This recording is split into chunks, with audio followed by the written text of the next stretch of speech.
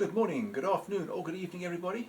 Welcome back to my YouTube channel and to another instalment in the Sydney Railroad build. If you're watching last time, you will have seen me start on the benchwork tops for the upper level of the peninsula and get the rising and falling grades in place for the flyover at the end of the aisle.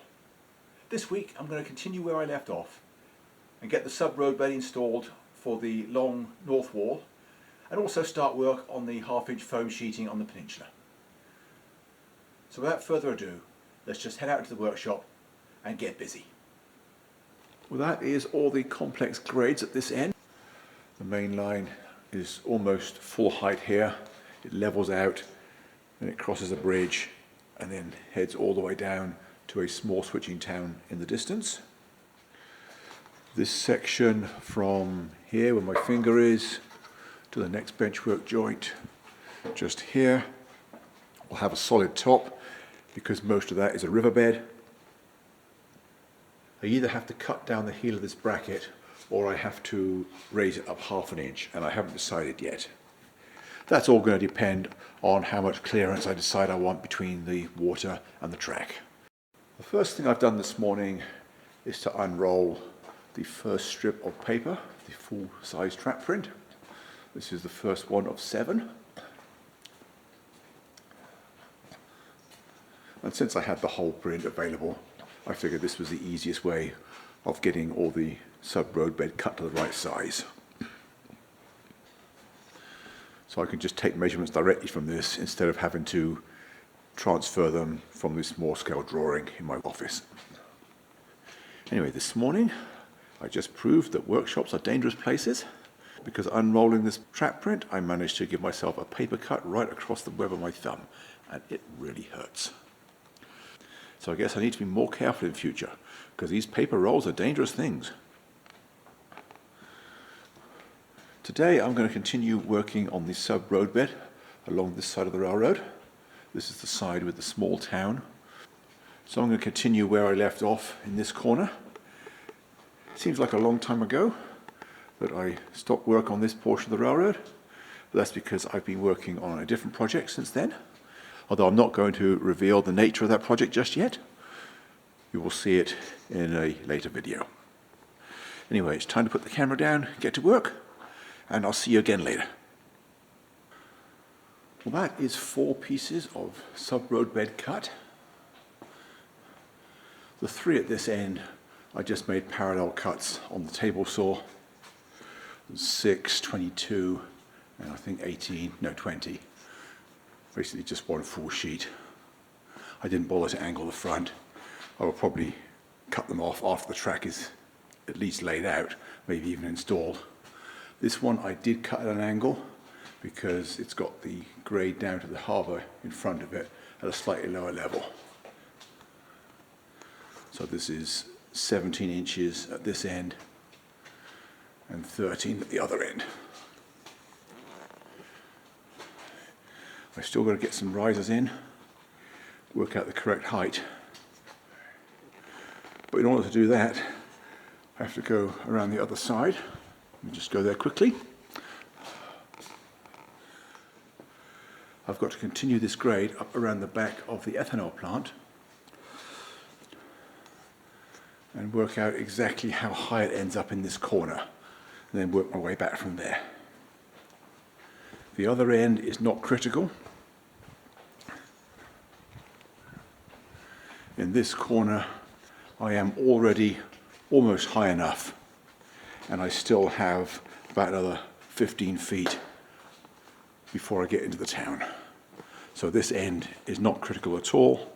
I'm going to work from the other end and work my way back so I don't make any mistakes, end up with impossible grades or steps to sort out. So let me just turn the camera off, get busy, and I'll talk to you again later. In order to get the top of this grade worked out, I first installed this 3-foot piece of subroad bed at the right grade. That means my longest level is now able to span that gap. So I can put a temporary block in here, get it up to the right height. So you have my 2% grade here. And then I can work out where it's going to be in that corner and work my way back from there. So let me do those calculations and get my height, and I'll be right back. Well, I worked out that I needed 3 3/4 inch risers above the base frame. So that's what I've done. I cut strips on the table saw and then cross-cut it on the chop saw just to make sure that everything was exactly the same height. The width of these blocks doesn't really matter, so I didn't even measure them. That is the first section done, and that's all my 12 and 18 inch clamps. So I'm going to go inside now, get some food, and by the time I come back out, that glue should be set enough to take the clamps off and get the next one done. Well, I've now got all the blocks clamped in place for the next 2 7-foot sections. I recycled the first few clamps because that glue was already set up. I'm going to leave it a little bit longer before I disturb the rest of them.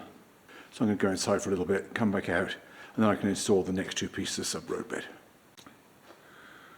Well, that is all the easy bits done. I've got 3 full pieces here. I've got all the vertical supports, all the risers in for this narrow piece along here.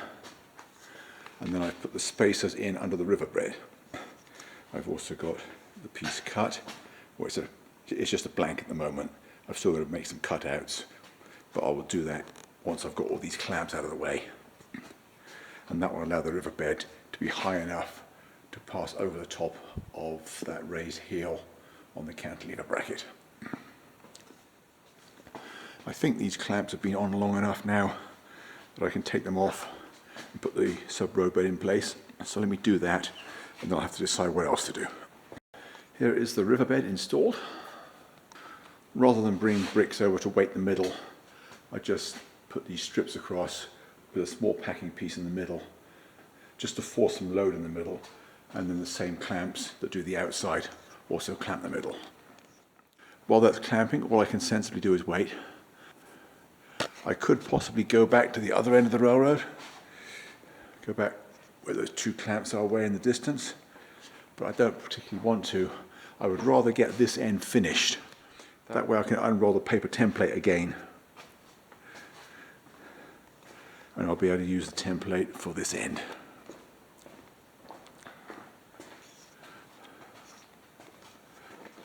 When I rolled it up before, I started from this corner, which means that this is in the middle of the roll. So by starting at the other end and getting that done first, it's a lot easier. That missing 6-foot length of subroad bed is just temporarily in place. Well, this short piece here is already glued, but it's just currently resting on temporary blocks to get about the right height. I've now got to cut some permanent risers, get it installed, and then the subroad bed will be continuous all the way from the main yard to the end of where I started the other day. So I'm just going to put the camera down, cut some risers, and I'll be right back. Well, here is the subroad bed built across the area of the bridge. This long gap here is 44 inches between the supports. I calculated the length of the bridge at just under 43 inches. So I've got a little over an inch available for the head walls and a little bit of tolerance. Anyway, the subroad bed is now continuous most of the way along this side, all the way around the end, as far as the main yard. And once again, I have most of my clamps in a pile on the benchwork. I guess it's time to put those away. Well, it seems like quite a while since I built this benchwork along this side, but I have been working on a scenery sample for the client that he asked for. I'm not going to show that just yet. I'll leave that for a later video. But now back to benchwork. And I was thinking of continuing in this corner, but I think what I'd rather do is work on the peninsula some more, and I'm going to leave this corner until the end.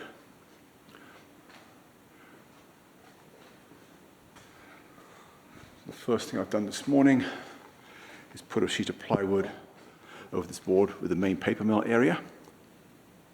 And I've drawn around it where I've got to cut So now I'm going to haul that back off to the workbench, get it cut to size, and then I can install it. Well, that is the paper mill area sheeted.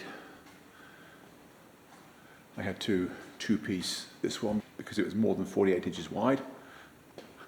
And this little tapered piece at the end I two-pieced because my offcut wasn't quite big enough. I haven't done this tapered piece at the back. If you notice, the framing is 3/8 of an inch higher. That will get a sheet of 1/2 inch plywood with my thin roadbed sheet on top of that. And this one will get the 1/2 inch foam all over it, allowing for slight undulations in the terrain level. I'm not going to do that piece in the back yet because I'm not quite sure exactly how big it needs to be. I'm not sure if I need to overhang that diagonal piece at all. So once I get far enough to be able to unroll the full-size track plan, then I'll put that piece in later. Note how I cut this corner out. That is because I will need to remove this piece to lay the track coming off the top of the helix. See that tunnel in there? I was just about to install that sheet and then I realized that I had to cut that out. Fortunately, I got it in time, so I didn't have to go backwards. Well, just after I made the last clip, saying that I was going to start working on the turnback curve at the end of the peninsula, I realized that it'd be a lot easier if I leave that until I can get the track prints out and then just work from those instead of having to calculate everything. And I can actually get those out permanently as soon as I have the 1/2 inch foam on the main yard area. So I started doing that. I've got the first two pieces cut, and those are by far the most difficult because in both cases I got the starts of grades cut out of them. So I had to plot those two curves around there. I had to plot these two up here. I also had some missing benchwork at the back, which I've installed. That piece of wood clamped along there is just a guide because I can't reach back there from the front. So rather than having to keep running around from one side to the other, I can just push it up against that board and I know it's in the right place. I'm going to get one more piece cut. This one's a lot simpler. It's not quite a straight rectangle, but it's close to it. And then I'll see about getting them glued down. So let me get on with that and I'll be right back. Well, I decided I didn't really feel like getting sticky this late in the day. So I've cut two more main panels here and I've cut all these small pieces around this end. Two this side of the grade and two behind it. So 6 more pieces I cut. I'm going to go in now and I'll come back out tomorrow and continue. So stay tuned and I will see you then. Well, that is everything that I cut yesterday, glued down properly all over. This first board that I started in the corner, I used on my bricks for weights, but I only have 20 of them. So everywhere else, I had to put in about a bazillion screws, which takes longer. And of course, all the screws are going to come out again tomorrow. I'm going to cut the next 2 sections. And then that's just about all the foam that I have. I didn't buy enough for the paper mill over the other side. Anyway, let me put the camera down and get back to work. And I'll see you again later. Well, that is all 6 of those sections done, which is all the foam that I have. I've got a few pieces left over. I went inside, took a long lunch break, giving the weights at this end time to do their job. I've recycled those. I reused them on section number 5. Saves a lot of time putting screws in. I'm not going to get the track plan out today because I want to wait till I've had time to get all the screws out, which I'll do tomorrow. And then I'll put the track plan out. And then once I have that laid out, I can work out what I need in the way of sub-road bed around this end of the peninsula.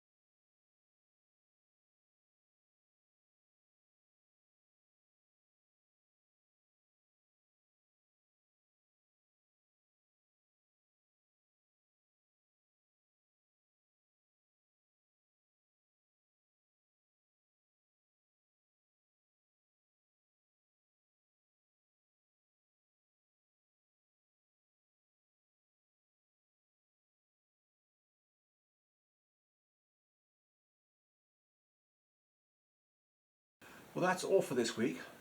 I hope you enjoyed the show and found it useful or interesting or both, and I hope to see you back next week. I'm not quite sure what next week's instalment holds, but I'm sure it'll be a lot of fun, and I hope to see you back here for that. So in the meantime, thanks for watching, and bye for now.